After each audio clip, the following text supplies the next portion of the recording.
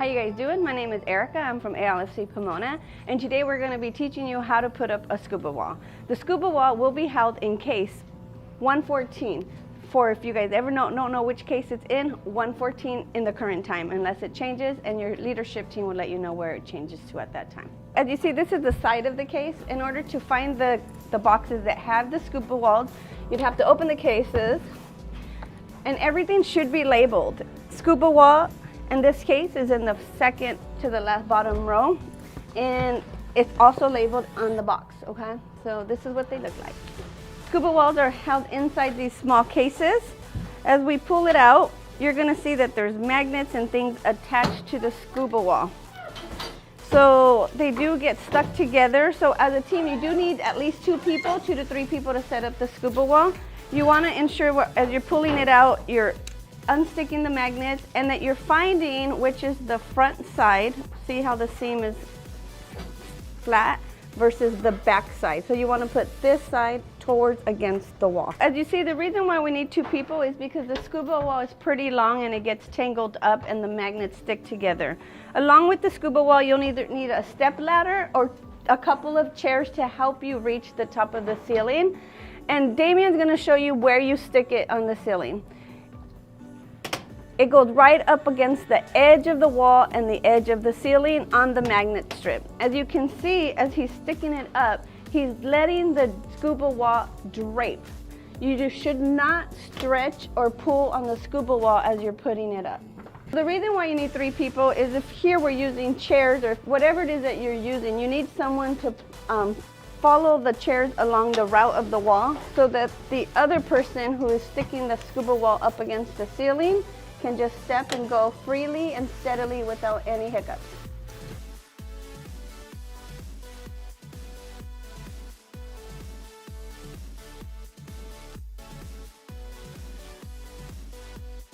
As you see, he's finished 1 panel of curtains of the scuba wall already. He's gonna start on the next panel of the scuba wall, and you're going to see he's going to place the second one underneath and behind the first curtain. So that way it just drapes right underneath. Now you're gonna see here, he's gonna stick it on the bar, the metal bar on the ceiling that's not against the wall, but furthest, the first one away from the wall. And the reason we do that is because some classrooms or some rooms have whiteboards that are magnetized, and if you stick it against there, it gets stuck to the wall of the magnet.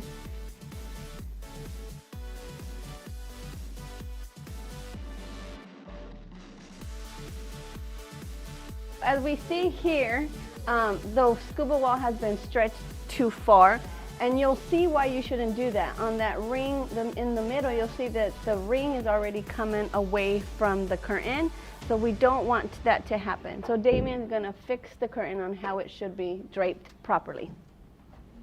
You want to make sure that you're not stretching too far off the chair. Safety is always a priority. We do not want you to fall as you're putting up the scuba wall. So ensure that the chair is at a perfect distance from the other chair so that you can step over and then stick the scuba wall up. Every classroom has a solid colored scuba wall. Depending on the color, depends on the age of the classroom. Every classroom also has an Abundant Kids logo scuba wall that looks exactly like our logo. To put this scuba wall up, it's very important that you center it to the wall or center it to the area where you're going to hang the scuba wall up. So as you can see, the end of this scuba wall, the magnet has been probably stretched off, as you can see by the ring. There should be some replacement magnets and rings in one of the cases. That will depend on where it's stored for your area. When you remove the scuba wall at the end of the day, that you don't pull the scuba wall curtain from low. It's very important that you reach as high as possible to pull down. If not, you start getting tears in the fabric.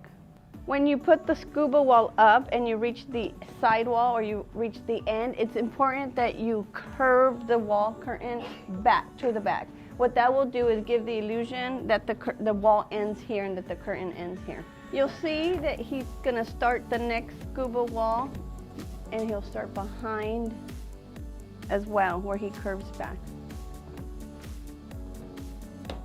As you're starting the second curtain on the same wall, it's very important that you magnetize behind the one that you completed to hide the seam.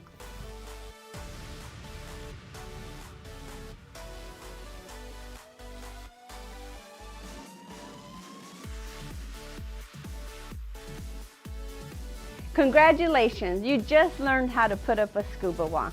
If you have any questions regarding the scuba wall or any other concerns that you may have, make sure you reach out to your children's leader or someone on the Dream Team that will help answer those questions. I'm Erica Levy. Thank you so much for being part of our team. We are grateful to have you here, and we hope you're as excited to be here with us.